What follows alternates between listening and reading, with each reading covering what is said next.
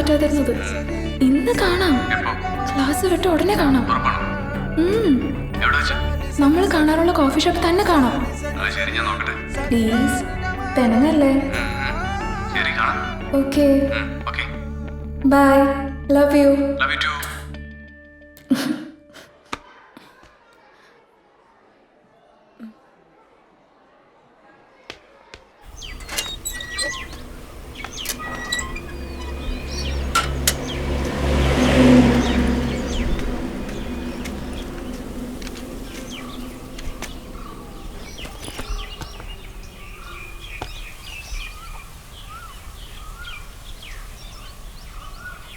School ബസിന്റെ cash കൊടുക്കാത്തതുകൊണ്ട് നാളെ മുതൽ മക്കളെ കൊണ്ടുവന്ന് ആക്കിയാ പോരാ, കൊണ്ടുവരികയും വേണം. രേവതിക്ക് പിന്നെ ട്യൂഷൻ ഉള്ളതുകൊണ്ട് അവൾ അത് കഴിയുമ്പോ ബസ്സിനിങ്ങി വന്നോളൂ. ചെറിയവനെയും മാളുവിനെയും ഇടയ്ക്ക് ഇങ്ങോട്ട് കൊണ്ടുവന്ന് ആക്കിയേക്കണം. അതുങ്ങളെ അവിടെ നിർത്തി വെറുതെ വിഷമിപ്പിക്കരുത്.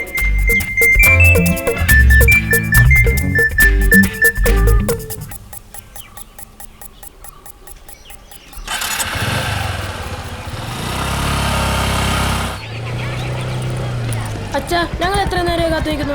എന്താ ഞങ്ങൾ സ്കൂൾ ബസ് വിടാത്തത്? ഞാൻ പറഞ്ഞില്ലേ ഫീസ് കൊടുത്തിട്ടില്ലെന്ന്. ഓട്ടെ മാളു, അവൻ കുട്ടിയല്ലേ. ഓക്കെ, രേവതി ട്യൂഷന് പോയോ? ചേച്ചി 4:30 ട്യൂഷന് പോയി.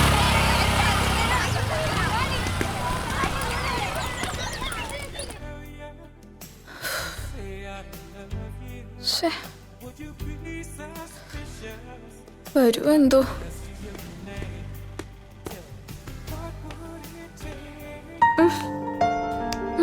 ഹായ്.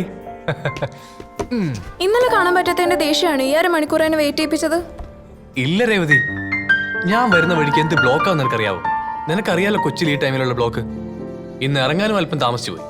സാധാരണ നിന്നെ കാണാൻ ഞാൻ 3 മണിക്കൂർ മുമ്പേ ഫ്ലാറ്റിൽ നിന്ന് ഇറങ്ങണം. അതൊക്കെ പോട്ടെ, ഇന്നിപ്പോ വൈകാൻ എന്തെങ്കിലും ഒരു കാരണം. എനിക്കൊരു എക്സ്ക്യൂസും കേൾക്കണം. ഓക്കെ ഓക്കെ ഓക്കെ, നീ കുടിക്കാൻ എന്തെങ്കിലും പറഞ്ഞോ? പിന്നെ ഈ അരമണിക്കൂർ വെറുതെ കുത്തിയിരിക്കാൻ പറ്റുമോ? ഞാനൊരു ഫ്രഷ് ജ്യൂസും ഒരു കട്ടറ്റും വാങ്ങിച്ചു. ആ, നീ വന്നില്ല ആകെ കുഴപ്പമായേനെ. എന്റെ കയ്യിൽ ഇനി ബസ് കാശേ ഉള്ളൂ. ബഡി, 2 കോഫി എന്താ മതിയല്ലോ അല്ലേ? ആ പിന്നെ അച്ഛനാ ഡെയിലി ഞങ്ങളെ സ്കൂളിൽ കൊണ്ടുവന്നാക്കുന്നത്. അതുകൊണ്ട് രാവിലെ സ്കൂളിന്റെ പരിസരത്ത് കാണരുത്. അതല്ലെങ്കിലും ഇല്ലല്ലോ. നിന്റെ അനിയൻ ആ കുട്ടിപ്പിശാച്ച് സ്പൈയല്ലേ? അല്ല, എന്താ ഇപ്പൊ അച്ഛൻ കൊണ്ടുവന്നാക്കല്? പണി പറ്റിച്ചാ? ഏയ്, അച്ഛന് ഡൗട്ടൊന്നുമില്ല. അവനെ നോക്കും ഞാൻ പിടി കൊടുത്തിട്ടുമില്ല. പിന്നെ 5:30 തൊട്ട് 6:30 വരെ ട്യൂഷനുള്ളൂ. എന്നാ അതിന് 4:30 ആരംഭിച്ചെന്ന് അച്ഛൻ അറിയാതിരുന്നാ മതിയായിരുന്നു.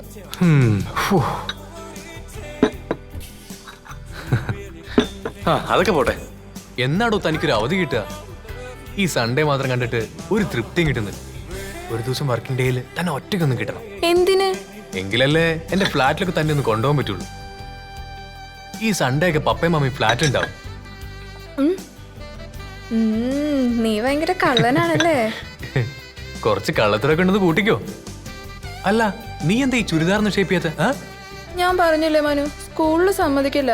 ഞാൻ സൺഡേയിൽ ഷേപ്പ് ചെയ്ത ചുരിദാർ ഇട്ടോട്ട് വരാട്ടോ. നീ ഒരു ദിവസം വർക്കിംഗ് ഡേയിലെ എന്റെ കൂടെ വാ. നമുക്കൊരു അടിപൊളി ജീൻസും ടീഷർട്ടൊക്കെ എടുക്കാം.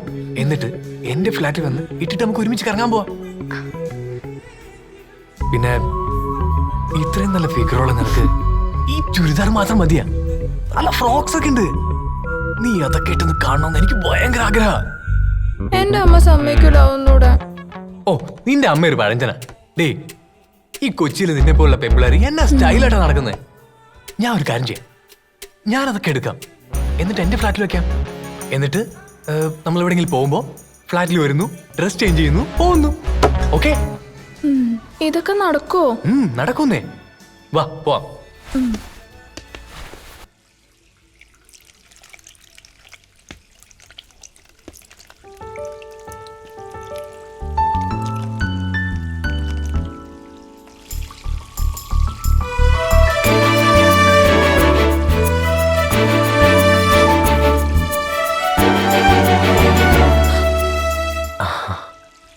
നീ ഇപ്പൊ ശരിക്കും നല്ല ഗ്ലാമർ ആയിട്ടാ.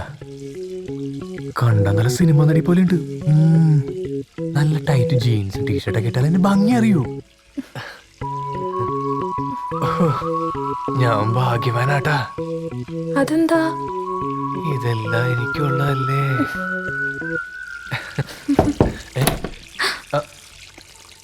വാ.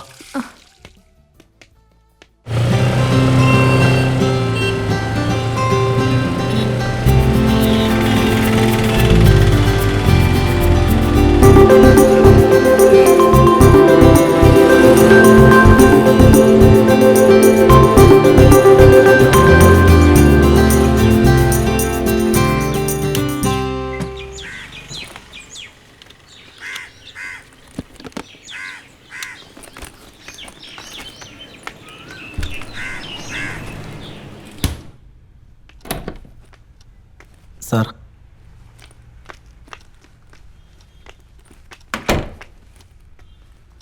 തനിക്ക് മൊബൈലില്ലേ? ഉണ്ട്. എടുക്ക്. ദാ. മിസ്ഡ് കോൾ നോക്കാനറിയോ? അറിയാം. നോക്ക്. ഞാൻ എത്ര പ്രാവശ്യം വിളിച്ചിട്ടുണ്ടെന്ന് നോക്ക്. 22. 4 വീടുകൾ ഈ സിറ്റി തന്നെ കവർ ചെയ്യാൻ എത്ര സമയം വേണമെന്ന് എനിക്കറിയാം. അതുകൊണ്ടാണ് ഞാൻ ഈ സ്ഥാപനത്തിൻ്റെ മാനേജറായിരിക്കുന്നത്. ഞാൻ ഈ മട്ടാഞ്ചേരി തന്നെ താമസിക്കുന്നത്. എനിക്കറിയാം താൻ വിശ്രമിക്കാൻ പോയാൽ പോലും 3 മണിക്ക് മുമ്പ് തിരിച്ചെത്തായിരുന്നു. അത് മാത്രമല്ല, എന്തെങ്കിലും അത്യാവശ്യം ഉണ്ടായിരുന്നെങ്കിൽ ഫോൺ എടുത്ത് വിളിച്ചു പറയായിരുന്നു. ഇത് ഞാൻ 22 പ്രാവശ്യം വിളിച്ചു. ഒരു പ്രാവശ്യം പോലും താൻ അറ്റൻഡ് ചെയ്തില്ല. 3 മണിക്ക് മുമ്പ് താനിവിടെ തിരിച്ചെത്തിയിരുന്നെങ്കിൽ ആ പുതിയ 2 കണക്ഷൻ പോവില്ലായിരുന്നു.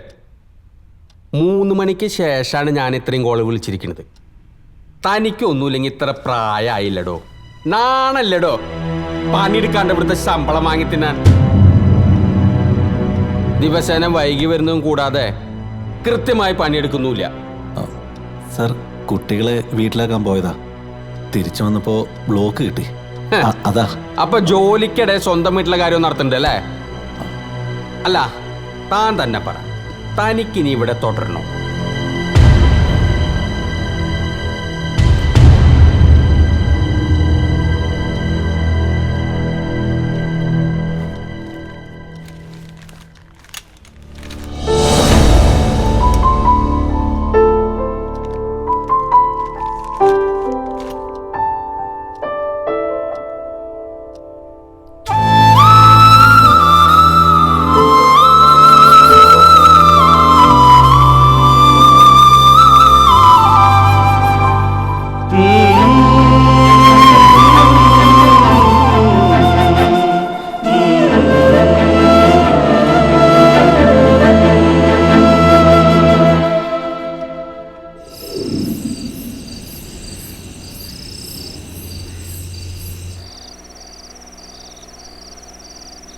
അപ്പോ ജോലി പോയ കാര്യം സൂസനോടും കുട്ടികളോടും പറയണ്ടെന്നാണോ രഘു നീ പറയുന്നേ? അതല്ലാതെ ഞാൻ എന്ത് ചെയ്യും? സൂസനാണെങ്കിൽ ഇതറിഞ്ഞ പ്രഷർ കൂടും. 1-2 ദിവസം അതിനുള്ളിൽ വേറൊരു ജോലി തരപ്പെടുത്താം. അതിനുശേഷം പറയുന്ന ബുദ്ധി. രഘു പറഞ്ഞതിൽ കാര്യമുണ്ട് മേരി. നിന്നെ പോലെ കാര്യങ്ങൾ ഗൗരവപരമായി ചിന്തിക്കുന്ന കൂട്ടത്തിലുള്ള അല്ല സൂസൻ. നീ ഒരു കാര്യം ചെയ്യ്, അവൾ ഇങ്ങോട്ട് വരാതിരിക്കാനുള്ള പണി നീ നോക്ക്. ചെല്ലേ. ആ, അത് ശരിയാ. എന്നാ പിന്നെ ഞാൻ വേറെ വിശേഷങ്ങൾ പറഞ്ഞ് അവിടെ അടുത്തേക്ക് ചെല്ലാം. നിങ്ങളൊരു തീരുമാനം എടുക്ക്. നീ ആടി ഒരു മേരി. അല്ല പിന്നെ എടാ മണ്ട, നീ അല്ലാതെ ജോലി പോയ കാര്യം ഇവളുടെ മുന്നിൽ വെച്ച് പറയുവോ? പ്രത്യേകിച്ച് സൂസൻ അറിയരുതെന്ന് വാശിയുള്ള കാര്യം.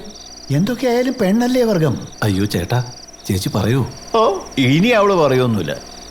എന്തൊക്കെയായാലും സൂസൻ എവളേക്കാൾ വിവരം കുറവാണെന്ന് നമ്മൾ സമ്മതിച്ചു കൊടുത്തല്ലേ, അതുകൊണ്ട് പറയില്ല. സ്വോത്രം. ഇനി എന്താ ഫ്യൂച്ചർ പ്ലാൻ? ആ ജോബ് കൺസൾട്ടൻസി വരെ ഒന്ന് പോകണം. വേറൊന്നും തൽക്കാലം സംഘടിപ്പിച്ചേ പറ്റൂ. തൽക്കാലമാ? എന്നിട്ട് അത് മോടെ +2 കഴിയുന്നവരെ ഞങ്ങളിവിടെ ഉള്ളൂ. സൂസൻ ഇപ്പോഴേ ധൃതിയാ ഇവിടം വിട്ട് പോകാൻ. നാട്ടിൽ പോയി എന്തെങ്കിലും ജോലി ചെയ്ത് ജീവിക്കണം. ഒരു ദിവസം 10 തവണയെങ്കിലും പറയും മാറാമെന്ന്. നമ്മൾ 2 കുടുംബക്കാർ മാത്രമേ ഇനി ഫ്ലാറ്റിൽ നിന്ന് മാറാനുള്ളൂ.